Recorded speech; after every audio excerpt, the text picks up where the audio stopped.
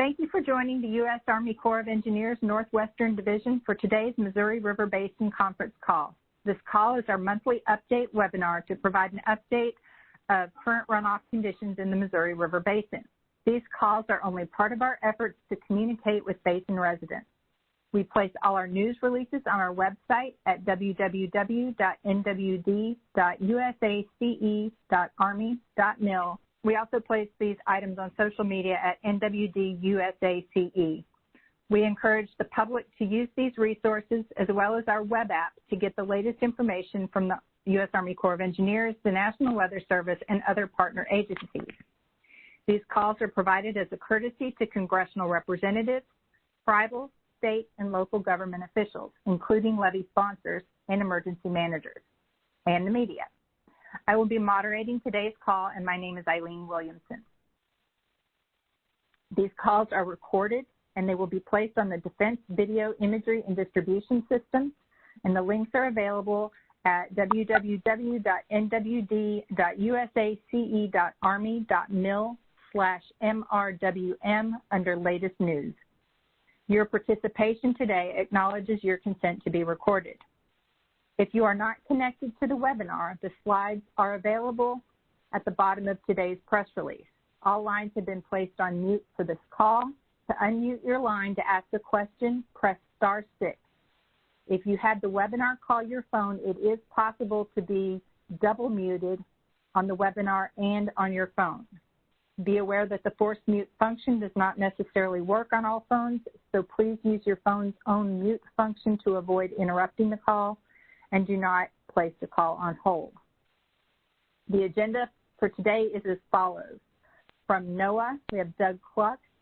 From the National Weather Service Missouri Basin River Forecast Center, Mr. Kevin Lau.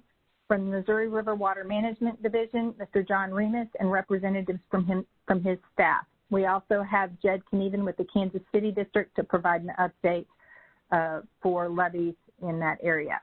These updates will be followed by a question and answer session. Calls for questions will not be part of the recording if none are asked, and I will now turn the call over to Doug Cluck. All right. Well, thank you, Eileen, and thanks to the Corps for inviting NOAA to this call on a monthly basis. I'm going to go over the weather and climate outlook in the next few minutes. So, let's go to the next slide. This is the departure. What you're seeing here is the last 90 days, more or less, over the basin or basin states for the most part. The image on the left is just early December through early March. And the colors that you see there, the greenish colors are below normal, slightly below normal. Yellow and orange colors are above normal in terms of temperature.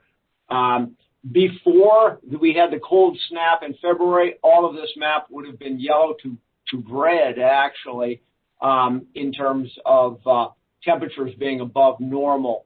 That cold snap actually put us back to about normal.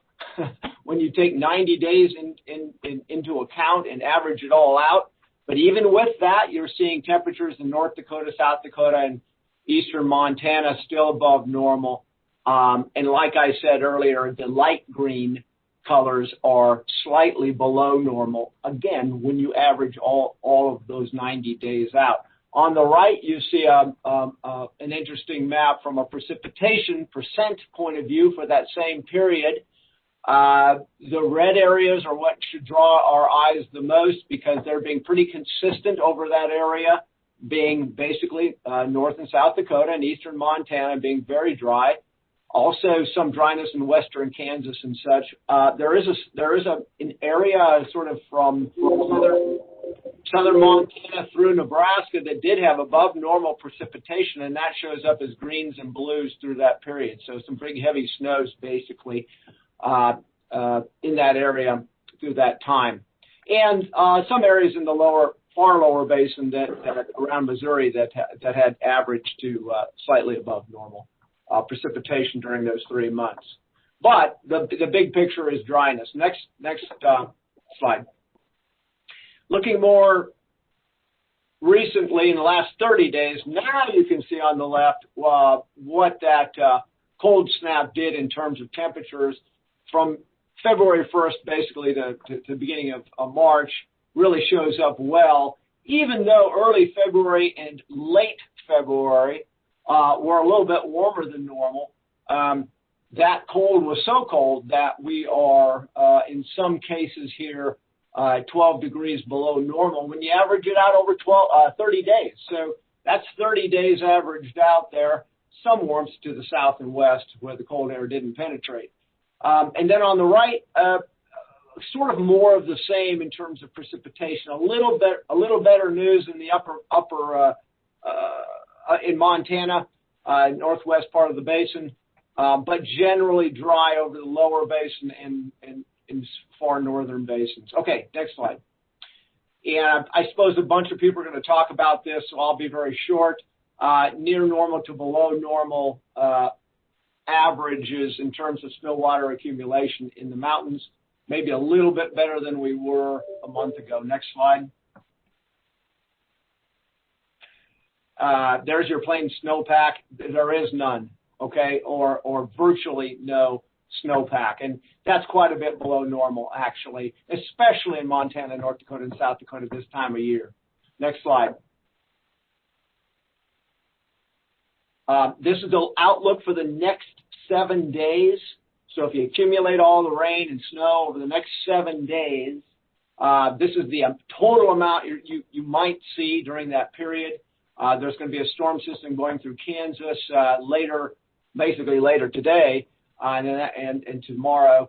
That's going to bring a little rain down there. And then later in the week, later in the 7-day period, another system across the northern part of the basin, but nothing really to write home about. We hope this accumulates in the mountains a little bit, and we, tamp down the dust and whatever, and wildfires for that matter in the Dakotas, where they desperately need something to wetten things up a little bit before we get too warm. So next slide. So here's the week 2. In other words, the days 8 through 14, if you will, outlook for temperatures on the left, and you can see there's quite a bit of blue, which means better probability of below normal temperature, especially Montana, Wyoming, into the plains. So the basin as a whole, that week, it looks averaging out below normal there. I'm not sure off the top of my head if that cold air is going to continue moving east or not. Sometimes it does, sometimes it doesn't. And then as far as precipitation, not anything to write home about. Again, we have a slight increase in probability across sort of the central part of the basin in terms of above normal precipitation, but below normal probabilities way to the north. And and so we'll go to the next slide. That's for week 2. And then the month, all of March averaged together, we're still looking at above, image on the left, looking at above normal probabilities for temperature. And those are, I would say those are fairly strong probabilities. And based on the first 14 days of it or 10 days of this month, it's going to probably turn out to be above normal for that period, and looks like it's going to warm up after we get to this cooler than normal period a little later. And then on the right, there's not a lot to talk about in terms of precipitation, in terms of above normal, but there is in terms of below normal, Colorado, western Kansas, Nebraska, sort of pushing up there, better probabilities for below normal precipitation up through Wyoming and western Nebraska and South Dakota. Then the next slide for March, April, May. So the 3-month period, when you average it all out, temperatures on the left again, a fairly good indication that we average it all out through those 3 months. We're gonna see above normal temperatures, except for the northernmost part of the basin. That would be North Dakota and Montana for the most part, and even a sliver of slightly below normal temperatures up there in Montana is on the forecast. And then from a precipitation point of view, kind of the same pattern, but dry to the south, the southern part of the basin, especially in the southwestern part of the basin, Colorado, Wyoming, western Kansas. better probabilities for that, and really nothing in terms of above normal that we're seeing for precipitation. Again, averaging those 3 months out together, okay? So let's go to the next slide. Here's the drought update. Image on the left is current drought, the drought monitor. Wherever you see a color other than white, those areas are either abnormally dry or in drought. Okay, so one thing we're trying to avoid this year is going into spring, especially summer, with this kind of pattern, because the only thing summer does is dry things up more and it gets hot, as you all know. So we're hoping for a good spring wet season across the Missouri Basin, especially the Upper Basin and Colorado. And then on the right is the drought outlook, which isn't favorable necessarily, because where you see brown really means that the prediction folks are thinking that it's not going to change that much. And that's through the end of May. That's through the end of May. Where you see yellow is where drought may develop, or drought development is likely, actually, on this map. And then finally, next slide. The key points here are, I didn't talk about La Nina, but a lot of those maps that you saw there do favor sort of a La Nina pattern. And we do think La Nina is going to continue to fade into spring and definitely into summer. It may not go away, and it may resurge this fall. That's not uncommon that happens. So we may see a couple years of La Nina. We'll see. The jury's out on that yet. And as I mentioned, snowpack is pretty much gone in the plains. Mountain snowpack a little bit below normal. And the outlooks in the short term are sort of favorable. A little bit of more coolness moving in, and a little bit better chances for above normal precipitation. And the long term, not so favorable, above normal temperatures. Most of the basin, especially the southern part, and precipitation mostly drier, especially in the west and southwest part of the basin. And of course, on the 18th, is that a week or two? I guess it's 2 weeks from now. We'll be doing a webinar on the 18th and catch you up on the latest Climate Prediction Center information as well. Thank you. All right, thanks, Doug. And Kevin Lau, over to you. All righty. Can you hear me okay, Eileen? Yeah, we got you. Thank you. All righty. Thank you. Snowpack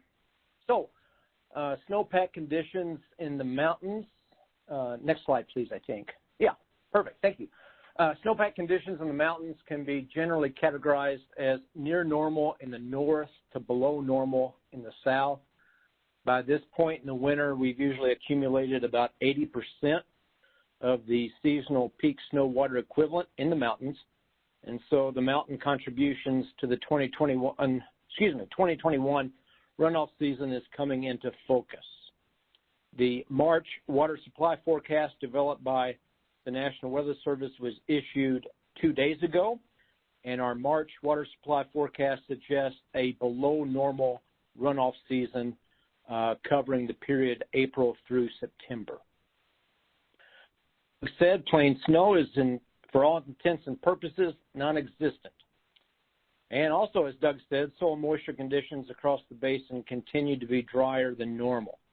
The most recent U.S. Drought Monitor lists 90% of the Missouri Basin as being abnormally dry or worse. River ice concerns are now limited to the northern tier states, Montana, Wyoming, and the Dakotas.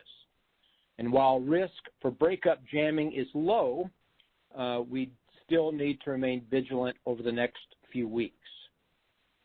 Flood risk for the Missouri Basin is lower than normal given the dry soil conditions, lack of plains snow, and an average to lower than average mountain snowpack.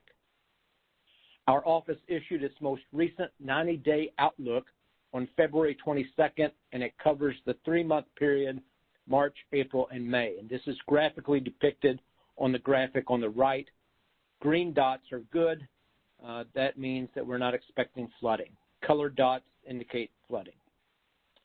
The outlook indicates the likelihood of minor to moderate flooding along the Little Sioux River in northwest Iowa, as well as minor to moderate flooding in the lower portion of the basin, including southeastern Nebraska, eastern Kansas, and the state of Missouri. And the Missouri River itself is likely to see minor flooding from Rulo, Nebraska downstream. All this is very typical. Thunderstorm activity drives flooding in the lower basin, and we've already seen tributary flooding in southern Missouri this year, which serves to remind us, again, that flooding can occur year-round in the lower basin.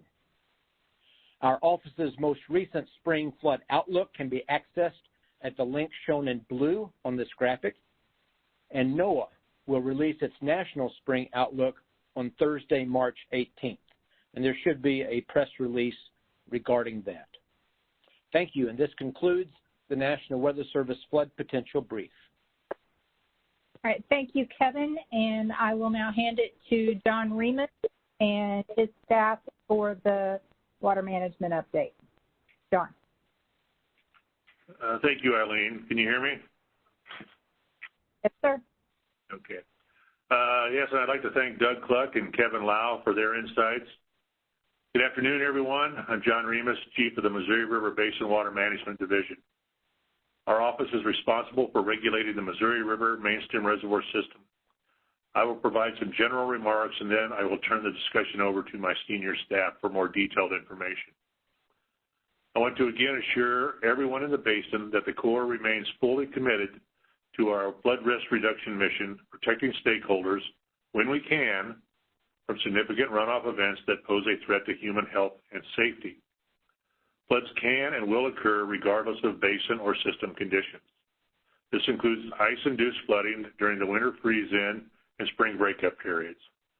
Just in the last few weeks, ice jams occurred in central Missouri, and while these jams did not lead to flooding, they did threaten some intakes. Also, widespread thunderstorms in the lower Missouri River Basin can and do occur. Ice-affected flooding and runoff from large storms in the lower basin cannot always be mitigated by the operation of the mainstem reservoirs. We will continue to meet, further, it is important to understand that the volume, timing, and location at which runoff enters the system significantly impacts the timing and amount of releases from the reservoirs. Each runoff season, or flooding event is unique. Care should be taken when comparing one event to another. We will continue to meet our statutory obligations to operate the Missouri River Mainstem Reservoir System for its authorized purposes, as described in the Master Water Control Manual. We will also continue to comply with all laws and the provisions of the 2018 Biological Opinion. As Doug talked about earlier, there was a very cold snap in the basin that occurred over the last few weeks. When a sudden and severe cold spell occurs, a few things can happen. One is the formation of ice jams, which can lead to flooding and water supply issues at intakes that would normally be operable. The other is a significant and rapid decrease in the tributary inflow as more and more water turns into ice. This can lead to lower overall stages on the Missouri River and can cause operational problems for intakes. To lessen the chances of ice jams, particularly upstream of the Platte River, and to decrease the rate at which stages would decline, system releases were increased from 17,000 cubic feet per second to 19,000 cubic feet per second on February 12th. Once temperatures moderated, releases were reduced back to 17,000 cubic feet per second. The second action that was taken during the cold snap, or in response to the cold snap, our office provided additional power generation capacity to Western Area Power Administration during the most critical time. For the past several years, our focus has been primarily evacuation of stored floodwater, and water supply has not been an issue. However, as Doug Cluck and Kevin Lau have pointed out, the basin is much drier than it has been in the recent past. As of now, the reservoir system is in very good shape from both a flood control and flow support point of view. But if the dry conditions persist or worsen, we may be implementing water conservation measures yet this year. I don't want to alarm anyone. However, I do want to remind everyone that there There's always water in the river, and that access to the water is the particular facility owner or operator's responsibility. Now would be a good time for intake operators to review, update, or develop contingency plans just in case runoff in the upper basin requires water conservation measures. On December 29th, we posted the 2020-2021 Annual Operating Plan, or AOP, to our website. I want to again thank everyone that provided comments on the draft AOP. In January, we sent out hard copies of the AOP to those individuals and organizations on our AOP mailing list. The 2020-2021 AOP will be the last one that will be provided in hard copy. All future AOPs will be available digitally through our webpage. We posted our 1 March 2021 Upper Basin runoff forecast earlier this week. Kevin Grody will provide more details on the runoff forecast. I want to remind everyone that the runoff forecast is based on the best available information. It is important to understand that the forecast can and will likely change. Lastly, I want to remind everyone that our spring public meeting will be held on April 6th at 1 o'clock in the afternoon. Due to the continued travel restrictions and COVID-19 protocols, the meeting will be virtual. Meeting details will be provided at a later date. We sincerely hope that by this fall, we will be able to resume face-to-face public meetings. That concludes my remarks. Thank you very much. I will now turn the discussion over to Kevin Grody. Thanks, John. So now I am on slide 16. So the 2021 calendar year runoff forecast for the Upper Missouri Basin above Sioux City, Iowa is 21.7 million acre feet, which is 84% of average. Now moving to slide 17. So the February runoff was 0.8 million acre feet, about 70% of average. Runoff was below average due to below normal precipitation, as well as much below temperatures, which caused many of the tributaries to be locked up in ice. As you can see on this graphic, we are forecasting below average runoff during each month of the March, April, May, June, and July, or that 5-month period where we have the bulk of our runoff. The most important factors in determining our runoff forecast are the current runoff trends, soil moisture, plains snowpack, mountain snowpack, and precipitation and temperature outlooks. Let's move to slide 18 now. And as Doug Cluck already mentioned, soil moisture conditions continue to be very dry in the majority of the Upper Basin, and particularly dry in the western portion of the Upper Basin. Let's go to slide 19. And as both Doug and Kevin Lau mentioned, the plains snowpack was very light in the Upper Basin this year, and for the most part, it is all melted. And next slide. So now I'm on slide 20. And as Kevin Lau mentioned, we're about 80% of the way through the mountain snowpack accumulation period. Normally, the mountain snowpack peaks in mid-April. And as of March 1st, the mountain snowpack was slightly below normal in both reaches, the one above Fort Peck and between Fort Peck and Garrison. So in summary, the 2021 calendar year runoff forecast is 21.7 million acre feet, which is 84% of average. And now I'll turn it over to Mike Swenson to talk about the monthly reservoir studies. Okay, thanks, Kevin. As John mentioned, Gavin's Point releases are currently at 17,000 CFS. Releases will remain at that rate for about 2 more weeks and then be stepped up on or around March 19th to provide flow support for navigation. Support flows will reach the mouth near St. Louis by April 1st. Flows will be adjusted as needed to meet the downstream targets. On slide 22, we see the system storage. In mid-December, the reservoir system storage reached 56.1 million acre feet, which is the base of the annual flood control zone. This means that all the stored 2020 floodwater has been evacuated from the system. Currently, the system storage is at 55.7 million acre feet, just below the base of the flood control zone. In terms of the monthly simulations or monthly studies, the basic simulation uses the runoff forecast that Kevin just discussed. Due to the amount of variability in precipitation and other hydrologic factors that can occur over the next several months, we also develop an upper and lower runoff that are then used in the upper and lower basic simulations. These simulations provide a range of reservoir elevations and releases that may be expected under the different runoff scenarios. The discussion to follow will mainly focus on the basic or most likely runoff forecast. Information on the other runoff simulations is posted on our website. Moving on to slide 23 and looking basically at the upper three reservoirs. Fort Peck, Garrison, and Oahe are currently 0.9, 0.7, and 0.9 feet below the base of their respective flood control zones.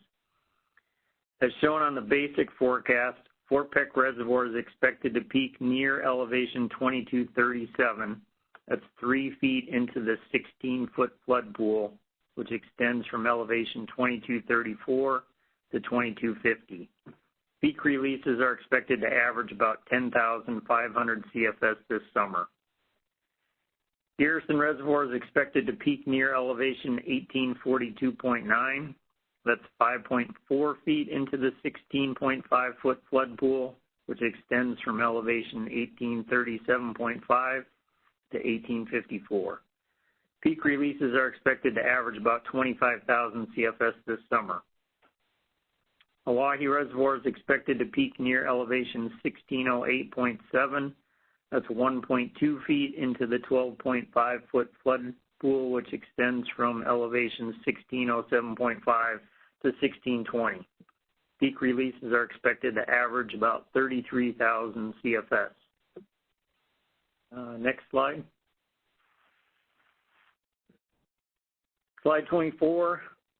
Service level is used to determine releases from Gavins Point Dam to support navigation and to help provide an 8 to 9 foot deep navigation channel downstream.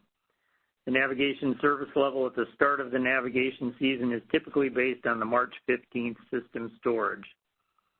We are now just a few days away from March 15th, and it is likely that flow support for navigation will be at full service.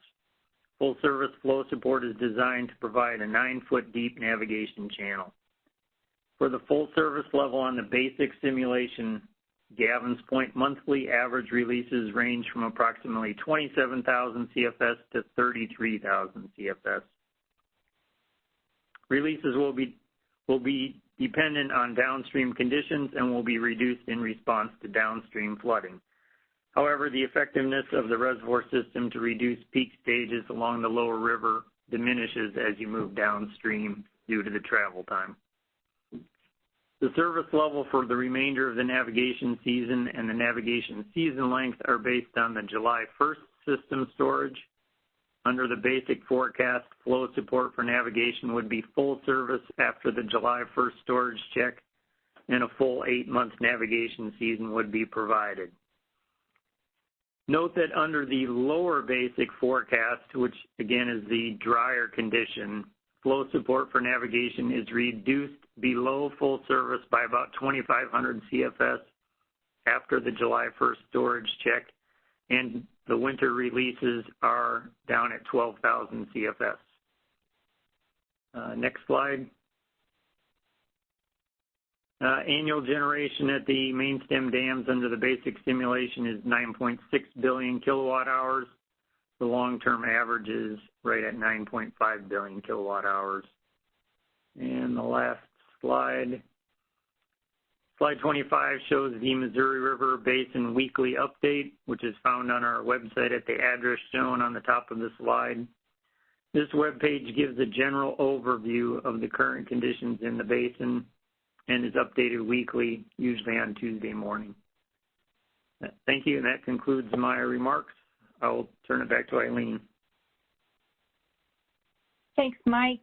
And we're going to hand it to Jed Knieven in the Kansas City District to provide an update on the levees there. Good afternoon. I'm Jed Knieven. I'm the Emergency Management Chief in the Kansas City District. So we're making progress with levee repairs. At this point, we're about 75% complete. We've awarded 53 of 56 anticipated contracts. The 3 remaining contracts, one has been advertised and not awarded. That's Missouri River Levee System L385 in Platte County. And we have 2 non-fed levee systems in Warren County, Missouri, that have yet to be advertised. And we continue to pursue both of those projects. Each of them have their own specific issue, but we do have hopes that we'll work through those and get them advertised and under construction quickly. The total number of levees, we still have 6 that are breached, and those 6 levee systems are going to take a while to get repaired. L246 is under construction, and we anticipate all breach closures by April 1st. That is in Sheridan County, Missouri. R500 in Donovan County, Kansas, we anticipate breach closure by April 1st. The Corning levee system, a non-fed in Holt County, Missouri, we anticipate breach closures by April 15th. Holt County number 10 in Holt County, Missouri, we anticipate breach closures by May 1st. Holt County number 9 in Holt County, Missouri, we're anticipating all breach closures by September 1st. And then the last one is the Rushville Sugar Lake, Platte County Drainage District number 2 levee system, which sits on the border of Buchanan County and Platte County, Missouri. We're anticipating that it, too, will have breach closures by September 1st of this year. And with that said, we are in our flood preparedness season, and at the end of March, the beginning of April, we anticipate holding a couple virtual sessions to talk about the spring preparedness season, and we'll go over our flood assessment and outlook for this year. Plus, we'll talk about some of the preparedness activities that we're undertaking. We do not anticipate holding any face-to-face flood fight training with our sponsors or partners this year due to COVID. Eileen, I think that concludes what I have to discuss today. Thank you. All right, thanks, Judd. And did we have somebody from Omaha Readiness Branch come on the line? Provide an update.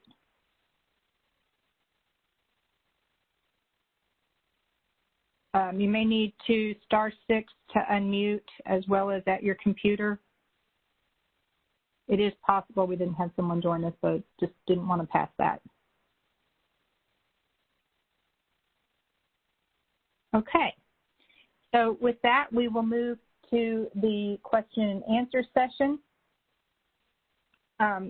This slide notes that our next update will actually be public meetings rather than this call. It provides a little bit more detailed information, and we'll be updating the webinar details on our website in the coming days. The question and answer session, as we've stated before, is recorded. We go in alphabetical order by state. We'll start first with congressional delegation members, tribes, state officials, local government officials, levee sponsors, and then we'll move to the press in a second round of queries. You may need to press *6 to unmute your phone. Please state your name and the organization you represent before asking your question. I'll start with the state of Iowa.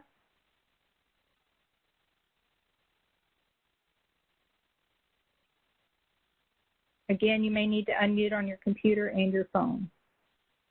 And *6 to unmute on your phone.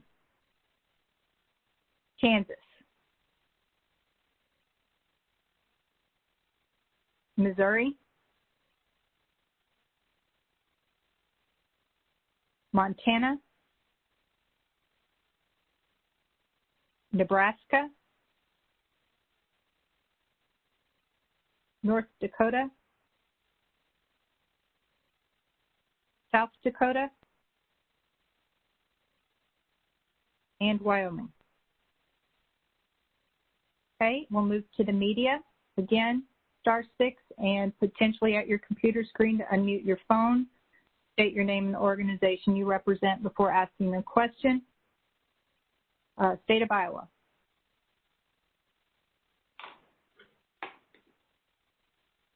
Kansas.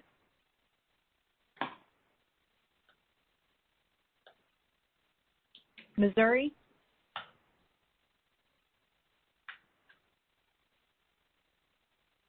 Montana.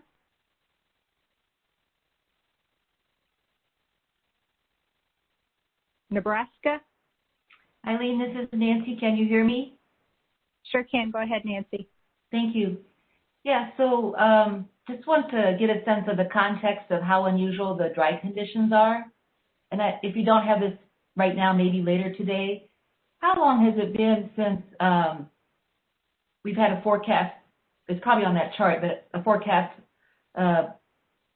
this low for spring for runoff. And so that's one question. And then I believe you answered the question, but I would like to clarify it. Did I understand correctly that releases from Gavin's Point for now are going to be based on providing enough water for navigation, but if there needs to be a shift to managing the river for drought, and i.e. cutting back the navigation amount, that would occur after July 1? Is that correct? And then, yeah, I think those would be my two main questions. Thank you. Nancy, this is John Remus.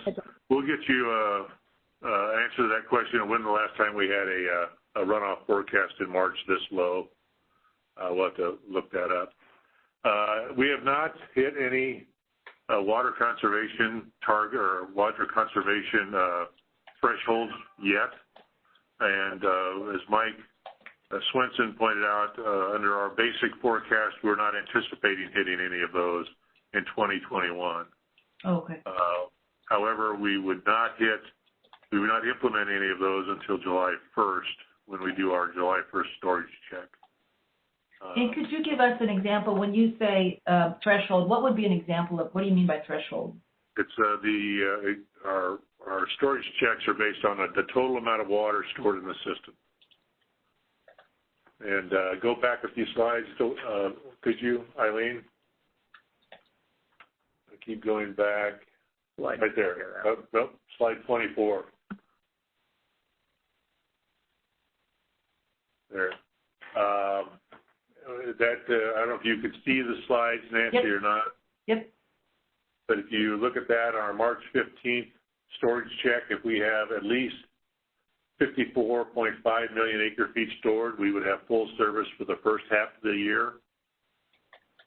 On July 1st, if we have 57.0 million acre feet stored, we would have full service for the second half of the season. And for the season length on July 1st, we would have to have 51.5 million acre feet on that chart. If we have something less than that on those storage check days, then we would adjust our releases accordingly. So when you said that people should be prepared, that was mostly a cautionary thing. You're not, like you said, anticipating.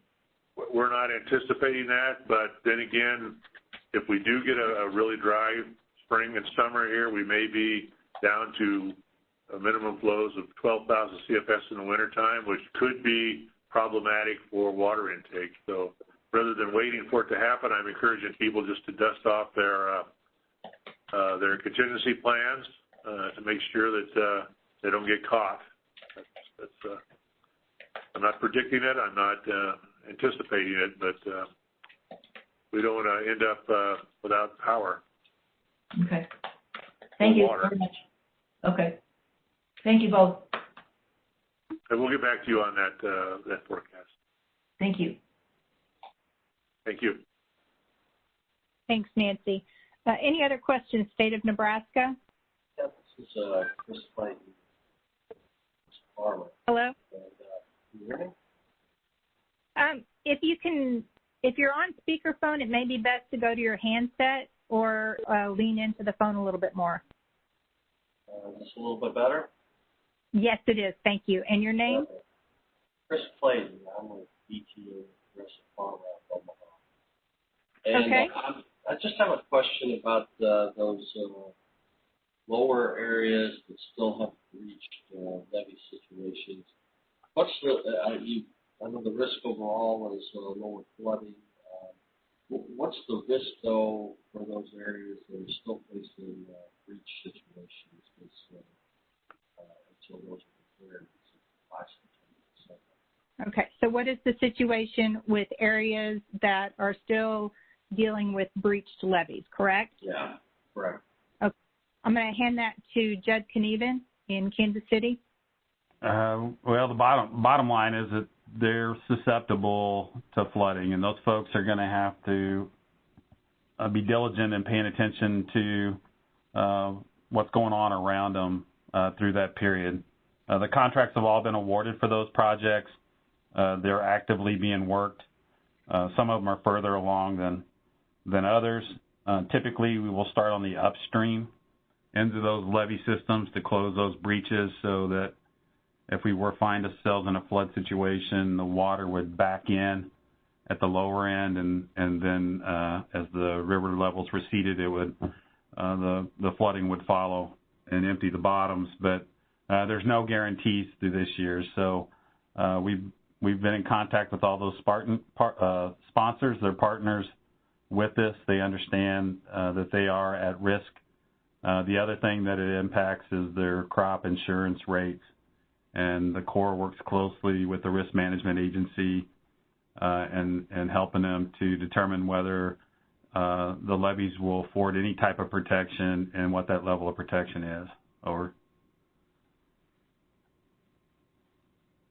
And I'll just add, in addition to that, when levees are repaired and restored to their full height, just because they're at their full height, they may still present some risk, either due to requiring vegetation or final relief structures. So it's important to, even if a levee has been repaired and raised to its original height, to still be vigilant of the potential risks there. And just to follow up, I would also like to get that information. Sorry, can you speak up again?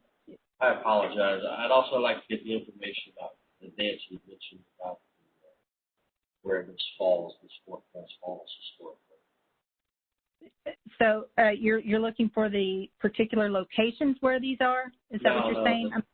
The same thing that Nancy did ask requested for regarding the overall. Okay, so you'd like us to provide you more the information that Nancy had requested. Yes. Okay. And I've got Chris Clayton with DTN, is that correct? Correct. Okay. I have noted your name, and I will provide your contact information to John, and we will share that information with you as well. All right. Thank you. Thank you. Any other questions for State of Nebraska?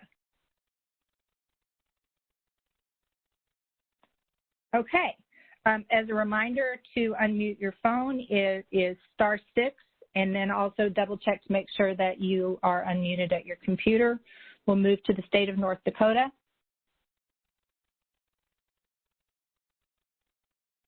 And South Dakota. Eileen, this is Jody Heemster at DRG Media Group. Hey, Jody. Could one of you, I don't know if there's too much to say, but could somebody touch on the role that the dams played as far as power generation during that cold snap at the end of February? Did things get kicked up to try and help out and supply some power? How did the Corps and the power plants work into that? John? Yeah, so this is Mike Swenson. I'll just elaborate a little bit on what John said earlier. So energy from the main stem dams is marketed by Department of Energy, in this case specifically Western Area Power Administration. And then Western is a member of the Southwest Power Pool that provides energy to a large regional area. So during the coldest part of this recent event, the Corps worked with Western so that we could increase the output of the Missouri River hydropower projects, and we did that by increasing releases. And as John mentioned, there was quite a bit of ice formation during that time, so we had to closely monitor the ice conditions below the dams. Energy at the projects was increased from what we had originally planned for about 4 days, and we generated thousands of extra megawatt hours in energy assistance during that period. It was really short-term adjustment in releases, basically intra-system regulation of the projects. It won't have any long-term impacts on reservoir levels, and we didn't change releases from Gavin's Point during that period. If you want additional details about how Western worked during that period, we would just provide Western's contact information for you if you want some additional detail. Between what John said and what you just added, that's good for me. Thank you. All right, thanks, Jody. Any other queries from the state of South Dakota?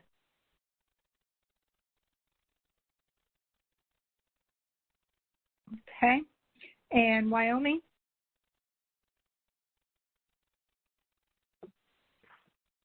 And any other media or people on the line that have a question that they would like to put forward? Again, *6 to unmute and state your name and organization.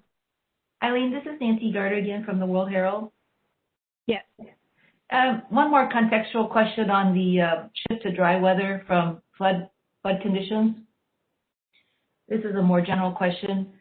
Can you all address to what extent, it seems like I recall you all saying that one of the challenges of managing the basin anymore is this extreme swings between drought and flooding. Are we seeing a normal shift to dry? Can you talk about that? Is this unusually dry period? Because our readers are going to be real familiar with, oh my God, we're flooding and now we're talking about drought. What's this all about? I know it's a kind of a vague question, but can you talk about how typical this dry shift might be, or whether it's reflective of what you've been seeing in the past, or maybe it's premature? But if that question makes any sense, that rambling question. Thank you. John, you want to? I'll take a little bit of a stab there. I think from a water management point of view, we really it's too early to tell whether or not we're into a long, extended drought or an extreme something that's going to require extreme measures on our part. So I think it's maybe, from our perspective, maybe a little premature for the question. But I would like to maybe have Doug Cluck offer some insight on that as well, if you would, Doug. Sure. In fact, there's been a few articles, and Nancy may be aware of some of them, by NOAA researchers as well as others, pointing to a shift in terms of an increase in variability, right? An increase in variability since about 1980. Some say 1980, some say the mid-70s, in precipitation and runoff across the Midwest, and that really goes for the Missouri Basin as well. That variability, in other words, we see a lot of swings, as you just mentioned, very dry to very wet, tends to be on the high side. In other words, increasing precipitation, thus increasing runoff. Even though we have our drought periods still, what we're seeing are higher peaks on the wet side. So I don't know if that answers your question 100%, but that is what that's what the trend shows. And some have tied that to climate change. Yep. And are the valleys lower, the droughts? Is that? I don't know if I would say that yet. Okay. We certainly haven't seen, I guess the early 2000s we saw sort of an extended drought. But some of the droughts we're seeing are super severe but very short-lived. 2012 is the best example of that. No, we don't want to go through 2012 again, but we certainly don't want to go through 2 or 3 or 4 years of 2012 either.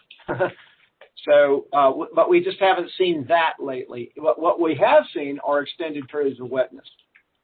Yes, thank you very much. All right, thank you, Nancy.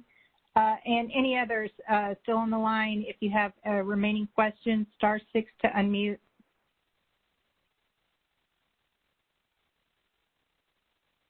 John, did you have anything you wanted to add?